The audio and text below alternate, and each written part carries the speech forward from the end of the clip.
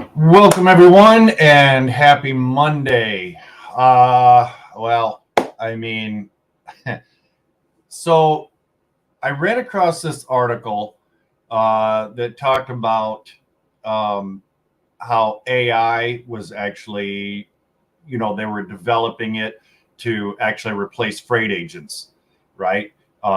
Carriers have already started to kind of deal with this to some extent with the autonomous trucks and things. Some of the comments that I saw when they uh, were getting reactions from carriers was very short-sighted, narrow-minded, uh, and so I hope that for you carriers that are watching this today, this is sort of a all of us need to be together on this kind of a thing, right? So there are a few companies out there right now, like I said, that are developing AI to more or less take over freight brokerage, right? And where I think that this is going to affect carriers, in the aspect they're like, well, that's fine, to hell with these brokers. Well, do you really want check calls from a robot calling you, asking you where you are? No, you know, uh, it's ridiculous. And I'm an old fogey, so when as I was reading the article, I was actually kind of quickly reminded of an old Johnny Cash song called John Henry. If you're not familiar with it, obviously you can look that up. For those of you that are my age or older, you might understand where I'm coming from with that. So let's get into it. I would like to get your reactions to this. What are your thoughts, right? Because mine might not be the same, and I don't know. I'd love to get your feedback on this. So essentially, what this article does is they went through and they were looking at three different companies. They were bringing quote unquote future to freight brokerage and how, the industry is reacting. The first one is happyrobot.ai.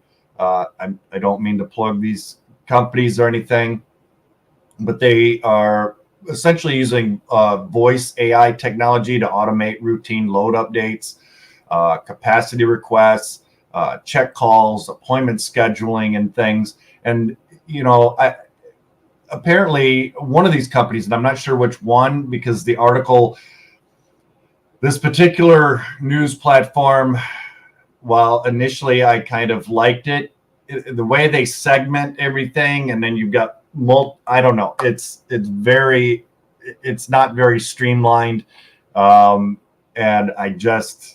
so Freight Caviar, get your act together, because this is I'm more and more not reading your webpage anymore.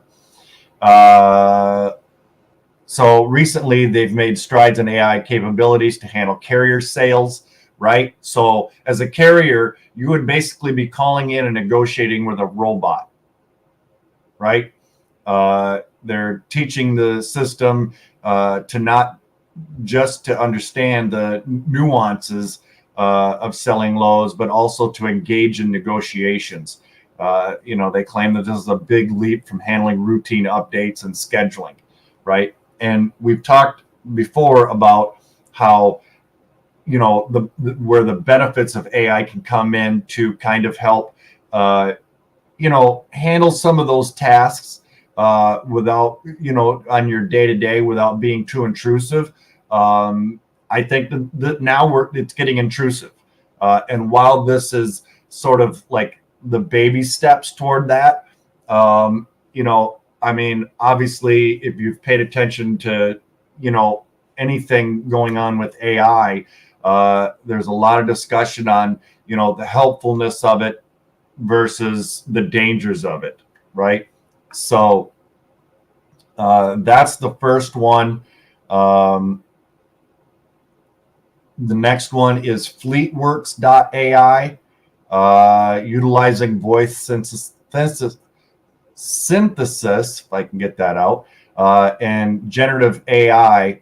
FleetWorks aims to automate communication and operational tasks in logistics. Again, if you're tuning in right now, I'd love to get your feedback, or if you are watching this after the end of the live, again, I'd love to get everybody's feedback on this, because this is kind of a major thing, right? Just like it was for carriers with the autonomous trucks and everything. The third one that is mentioned here is Load Partner. Essentially automated check call scheduling, right? Again, carriers, you want automated check calls from a robot, every 15 minutes. Okay. Complete check calls using AI voice and SMS, support for multi-language translations, GPS, driver GPS location updates, request load documentation automatically, right? And some of that, to some extent, the automated paperwork requests. I think that that's one of those tasks that AI can be beneficial in, right? I'm not a 100% hater of AI. I'm just not. But again, I think that there are some dangers involved with how far all of this goes. And like I said, it sort of triggered that song in my head. Smart notifications, like receive immediate alerts to problematic shipments, which can it really do that? I don't know. TMS and email integrations, automatically update your TMS, tell them where to focus with your inbound API and import flows, reduce manual email tasks with their email interference engine. I don't know. So what are the implications for the future? Basically, the introduction of these types of AI robots into freight brokerage seems like something out of a sci-fi movie, right? Yet, as the industry stands at the cusp of change, sentiments are mixed. I don't know how they would be mixed. I mean, I think if you look at the whole broad spectrum of where this could go versus where it is now, and do shippers really want to deal with AI? Right? Just like with carriers, you've got to have some sort of a human element involved, right? And I don't know. The prospect of brokering with AI has sparked a range of reactions. Skeptics question the efficiency of AI with negotiations and intuitive tasks, pointing out potential shortcomings in speed and the ability to handle complex interactions, right? I don't know if this is something that, and obviously, again, it's kind of in its infancy, but where could it potentially go, right? The AI, just in the short time that it's become available, has made major leaps and bounds. So I don't know. What are your thoughts? Ascend TMS basically expresses a keen interest in the tangible outcomes of deploying such technology over a significant period, questioning the real world effectiveness in terms of driver engagement, satisfaction, and the handling of off-script inquiries, right? Again, I think that those are all valid points. I don't think that you can ever truly get rid of the human element, whether on the carrier side of things, the driver side of things, or the brokerage side of things, right? I mean, what's next? Shippers? Are we, as we make freight sales, are we going to call and it's going to replace transportation managers, those decision makers? And I mean, putting more Americans out of work, right? Regardless of what your role is in the industry. And then what other industries could this potentially take over? right? I mean, there's a lot to consider there.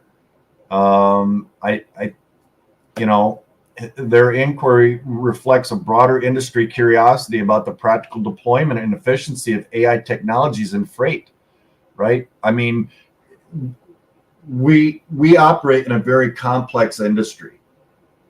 You know, there's no norm, right? There's no set way that things happen. There's going to be problems that arise, right? Different situations, whatever that may be.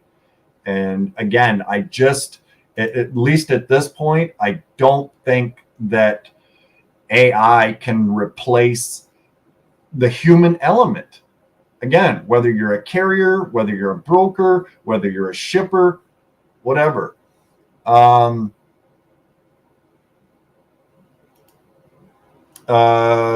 Just AI, start getting robotic maintenance training ASAP. You can't stop the future. Right. Again, I'm old, right? And so I have a love-hate relationship with AI. Again, I don't think that it's all bad.